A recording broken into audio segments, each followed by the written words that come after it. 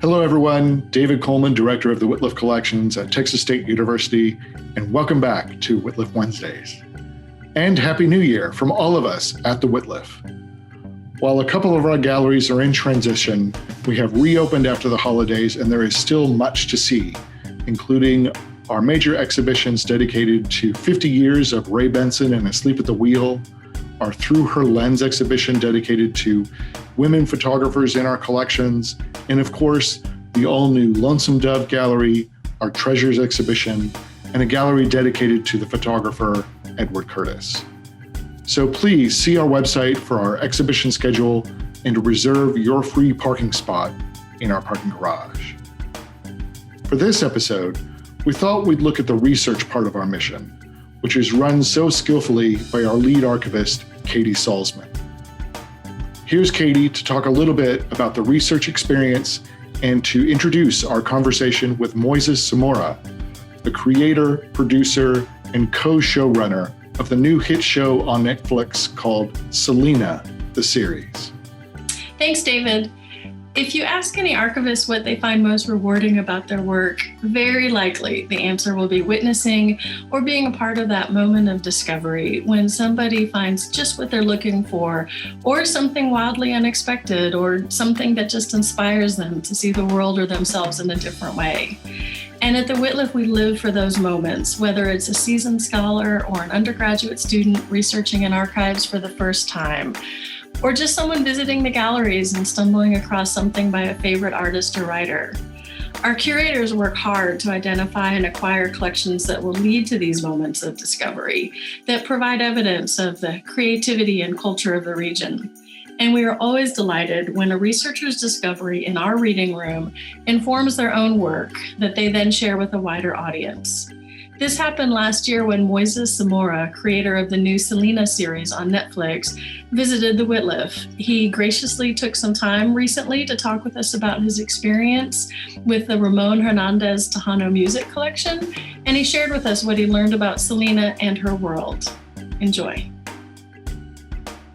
I think we found something online that spoke about the collection, that it just had received a donation.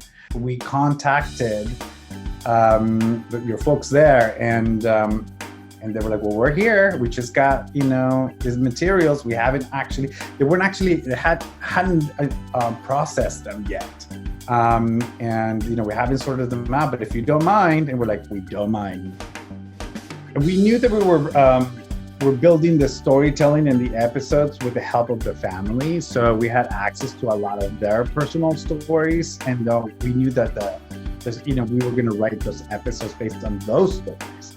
But what I was still missing was timelines, photos, what was happening around that time, what the local newspapers were saying about Selena in the early days. And Ramón Hernández's collection really shed a lot of light into what that was like. So when we got to see when she was 40 with those hairdos and those outfits and those sort of early on pictures, it really just informed the world for our costume designer, our set designer. We had to rebuild a lot of those sets because they no longer exist. Those places don't exist anymore.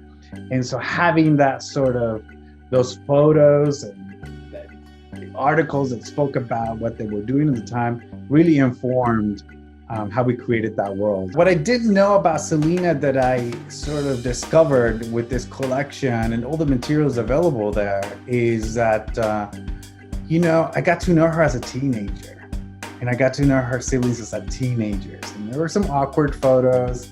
There's some stories there that I didn't realize they had gone through just by mere experiencing those pictures, and so early on, and just the rodeos, the Texas festivals, that I knew they were there, but this really opened my eyes to what that was like during the late 80s, early 90s.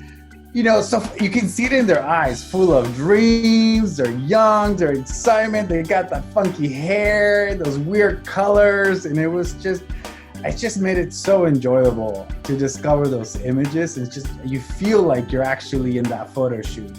That to me was like, okay, this is gold.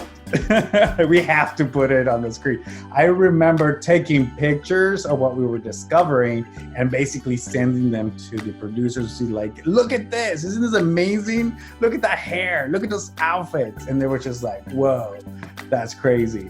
And so it really made the journey a lot easier for us because we didn't have to make it up. It's almost like it was there. The whole entire set design was there. One of my favorite photos of Selena, it's a photo shoot. She's basically has a fluffy hair, is this beautiful color picture. She has a pink sweater on, some like sunglasses on with actual musical notes on the sunglasses. And she's just smiling and she just looks fantastic. The hair is crazy big. And I think she was 14 or 15 at that time. And it just felt very, very darling. And at some point I had it in my phone background because it was just like, yes, this is where we're starting. And we're gonna get to the superstar Selena, but discovering this new Selena was, everyone in the writer's room and the producers were really excited about that. When you are taking on a biopic or anything that is based on fact, it's really, really important to consider the reality of the world during the time. You want to have a sense of authenticity. And for us, taking on such an iconic, persona as Selena and her family, we wanted to do the work, we wanted to do the research, and it was really important to get it right because I know a lot of fans look into that. But I knew that when it came down to the outfits and the time and things that actually did happen for her, I knew that we needed to be as authentic as possible and replicate as much as we could.